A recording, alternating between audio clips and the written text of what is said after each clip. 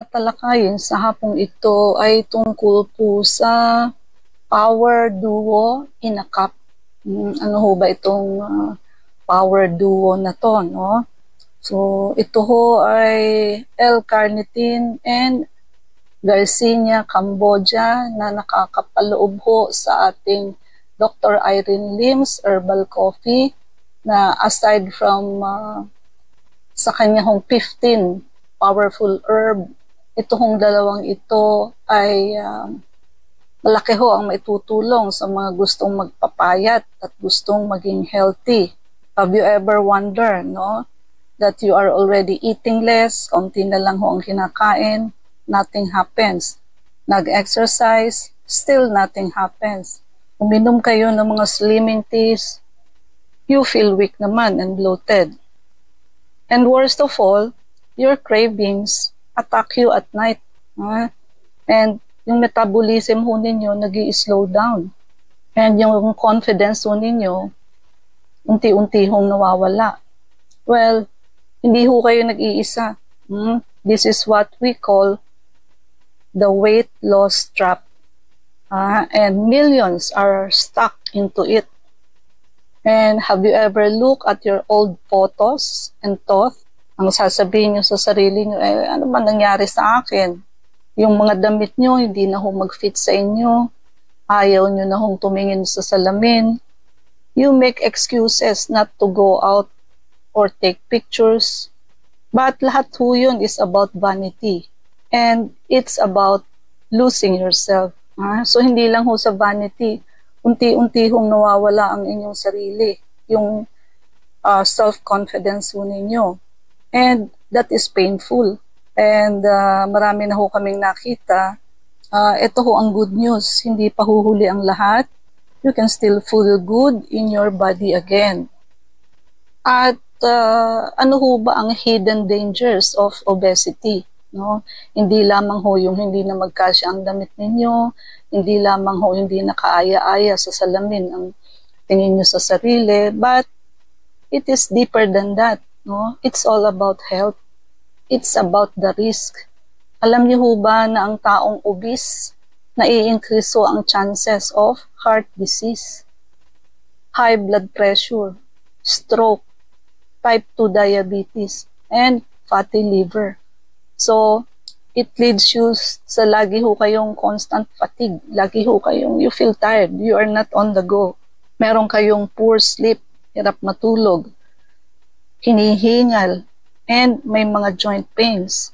So, nade-drain ho yung confidence ninyo. At when you look at the mirror, yun nga ho, you don't feel like yourself anymore. And even worse, ang obesity ho affects your emotion. You eat because you are stressed. And then you gain weight and feel guilty naman ho about it. So you eat again. And ito hong silent cycle na to until something else break it. Wag na hong hintayin na abutan ng heart attack, stroke, or diabetes diagnosis para ho kayo kumilos. You have tried everything, pills, teas, but all of them are all temporary. At kadalasan ho, hindi maganda ang lasa. Ang taste is terrible. And you realize you are just starving yourself. Wala ho kayong makuhang solution that works with your daily habit. Tulad ho ng isang kape. So, ang kape ho kasi, ini-enjoy ninyo yan eh. You start your day with a coffee, meriendas, no? Hindi ho ba napakasarap na simulan ang inyong umaga ng isang aroma, ng isang napakasarap na kape. And at the same time, tutulong ho sa inyong problema to lose weight while enjoying it. So doon ho papasok ang ating power duo, which is L-carnitine and Garcinia cambogia. So, ang L-carnitine ho, ano pang nagiging trabaho nito sa ating katawan? So, ito ho ay fat transporter. Binibit-bit ho dito yung fats into your cells to be burned for energy. So, dadalhin niya ho ito sa loob ng ating cells para ho ma-burn, para ho ma-convert into energy, which is very good. And because of regular use, like our coffee na may L-carnitine, lumili ito yung belly ninyo, yung abdomen ninyo, yung mga bilbil. Nagkakaroon ho kayo ng belly fat reduction. You have a better stamina, faster recovery ho from physical activity. Kaya ho pag uminom kayo or kumain kayo ng may L-carnitine, tapos nagbe-brisk walking kayo, mas marami ho ang pawis ninyo compare sa walang L-carnitine. Kasi nga ho, hahatakin ng L-carnitine ang fats sa loob ng cells at i-burn ho niya ito. So mapapakinabangan ho ng ating katawan yung fat cells, converting it into energy. Unlike pag wala ho kayong L-carnitine, yung fatsong yan na i-store lang sa cells natin. So nagpo-produce ng bilbil, nakakabagal ng metabolism natin, you feel tired, you feel fatigue, no? And of course, you doesn't look good, no? Puro ho, magbabody fit kayo, puro bukol-bukol ho sa likod ninyo, sa bewang ninyo, sa belly ninyo. Ang uso pa naman hong damit ngayon, hindi na ho uso yung maluluwag. Ang uso ho, body fit, no?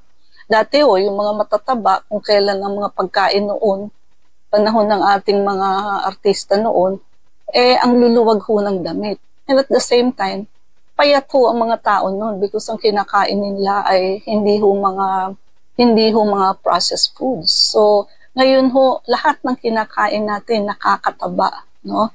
Kasi ito hong mga gawa ho sa refined white sugar, yung ating mga cakes, pastries, yung ho natin, pagkain natin, pag lumabas fast food, sa loob naman ho ng bahay, yung ating mga delata, processed foods. While noon ho hindi, ang kinakain ng tao puro natural, galing palengke, lulutuin. Plus ngayon, magsisigang, hindi na ho totoong sampalok. O yung dilata hong nakasashe na sampalok. Masarap ho, but how about the nutrition? No? Kaya sa ngayon ho, bibihira ho ang payat unless talaga hong very cautious ka na binibilang mo yung calories mo. It is because of the food that we eat. So the more we gain weight, the more diseases that we got. Tulad ho ng binanggit natin na high blood, diabetes, heart attack, stroke,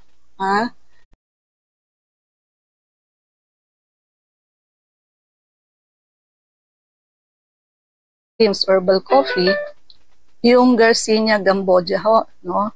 Appetite controller ho ito. Galing ho ito sa tropical fruit na ang key ingredient ho nito inside is HCA, hydroxy citric acid. Nakaka-reduce ho ito ng appetite. So you feel full faster, mas mabilis ho kayong nabubusog at binablock ho nito ang new fat formation by stopping the enzyme that turns carbs into fat. So, kumbaga yung kinakain nyo hong carb, hindi ho na-absorb. So, kung pagkakain nyo ho, iinom kayo ng cup of coffee with Garcinia cambogia, hindi na ma-absorb yung carbohydrates na kinain ninyo. So, hindi ho ito dadagdag sa inyong fat formation. Kasi kinakat niya ho yung enzyme na magta-turn ng carbohydrates into fats. Carbohydrates na nga ho, iti-turn into fats pa. But when you block the enzyme, ayun ho, hindi ho magiging taba yun or bilbil. At bukod ho doon, nakaka-boost ng serotonin. Hindi ho ba ang serotonin ay happy hormones? So, nai-improve ho yung mood and controlling stress eating sa pasyente. So, pag less ang cravings, less din ho ang overeating, mas more ang control, no?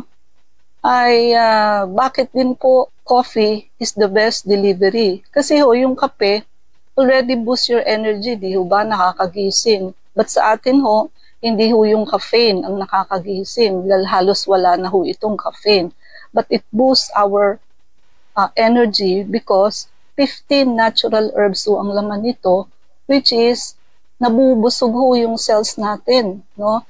Dahil napakarami hong nutrition na nakukuha niya. So, madali kayong mabusog, matagal ho kayong magutom. Palagi ko ho yung sinasabi sa inyo everyday because it will remind you and put that in your mind na kapag ho masustansya ang kinakain ninyo, madali kayong mabusog at matagal ho kayong magutom. While if ang kinakain ho ninyo is walang sustansya, no? So bubusugin lang ho kayo, no? But in reality, yung cells so wala ho siyang nakuhang sustansya. So sandali lang ho, yung in 1 to 2 hours or less, gutom na ho kayo uli. No? Kasi nung in-extract na ho, yung nutrition from the food that you eat, wala naman pala ho siyang sustansyang nakuha. So, uutusan niya ho uli yung ating cells na humingi na naman po ng pagkain. No? Hindi nyo ba na-notice pag nagpa-fast food kayo? Tumataba kayo while after 1 to 2 hours, gutom na naman ho kayo. Kakain na naman ho kayo. O fast food ho uli ang kinain ninyo. No? So, tabaho ang nakukuha ninyo kasi kain kayo ng kain ng mga carb na walang sustansya that turn your food into fats. Hindi ho turn your food into energy. While with L-carnitine and Yersinia cambogia, yung kinakain ho natin is turned into energy, lalo na ho with L-carnitine. At yung Yersinia cambogia naman ho is blocking the enzyme, no? Na magte-turn ng carbohydrates into fats. So, hindi ho ma-i-store sa katawan natin yung kinakain natin as fats. Hindi ho siya ma-absorb by blocking the enzyme. No? At sabi ko nga sa inyo, para na ho kayong naka-ano yan, naka-supplement. It is more than a supplement na nasa isang cup of coffee ho na ini-enjoy ninyo simula pa lang ho sa umaga. So, at least drink it 3 times a day. No? The more you drink it ho kasi, the more good health that you get. So, isa ho sa merienda ninyo sa maghapon. No? Merienda sa hapon, merienda before lunch. Kung gusto niyo po, isa pa hong cup of coffee before you sleep. No? So, hindi ho ito nakakabawas sa pagtulog tulad ho ng may caffeine. No? And wala ho yung mga side effect ng caffeine. So, sa mga gusto hong pumayat, at kasama ho yung iba pa hong herbal supplement, sa 15 ho, yan yung dalawa. Meron pa hong 13 na herbal supplement. At yun ho ay nakatutulong mag-liver detox, improve our digestion, nakaka-lower ng blood sugar, antioxidant protection, and hormonal balance. So hindi lang ho ito just weight loss. It is a total wellness. No? Kaya nga ho maraming testimonies ang unti-unti hong lumalabas. Kaya lang ho yung mga iba lang ang nasi-share namin sa inyo kasi kulang ho tayo sa oras. And if you have some more testimonies, you can send it to us. And i-like nyo ho at i-watch nyo. No? Like, share, and subscribe yung atin hong bagong page. Ano ba talaga, Doc? So, bagong page ho natin yan. We have short live videos, no? Napaka-informative ho and educational. Bago ho ito, hindi ito yung mga dati nating short live video. Mga bago ho ito. So, abangan nyo ho, hanapin nyo at i-share ninyo. Ano ba talaga, Doc? No? So, bago ho nating page yan. Suportahan nyo ho, no? Para maikalat natin ang good news. At may mga ilang testimonies ho tayong babasahin, no? Yung kanya daw whole sugar cravings ay nag-drop. And na-notice niya yung kanyang genes ay lumuwag. And even yung husband niya ho, nag-join rin sa kanya sa pag-inom ng kape. And he said it's the first diet that doesn't feel like torture. Kasi nga ho, nagkakape lang kayo no? And yung isa naman, after 2 weeks of drinking this coffee, nag-lose ho siya ng 6 pounds. Without crash diet. Ang crash diet ho, pangit kasi magkaka-gallstone ho kayo. No? So, wala na hong pinakamaganda na ang pampapayat ninyo ay kasama ho sa ini-enjoy ninyong kape sa araw-araw, 3 times a day or more. No? So, lahat ho tayo deserve a body that feels light, a body that lets you move, live, and enjoy life. And it all starts with a cup of Dr. Irene Lim's herbal coffee. And isa ho sa text ng ating televiewers and listener as pinainom niya ho ng kaunti yung anak niyang nagsisisure ng ating coffee simula daw ho nung pinainom niya ng kaunti ay hindi na ho sinumpong ng seizure. So ang seizure ho, the root cause is eggs of parasite in the brain. So meaning, isa ho sa ating natural ingredients, meron hong anti-parasitic effect. That is why.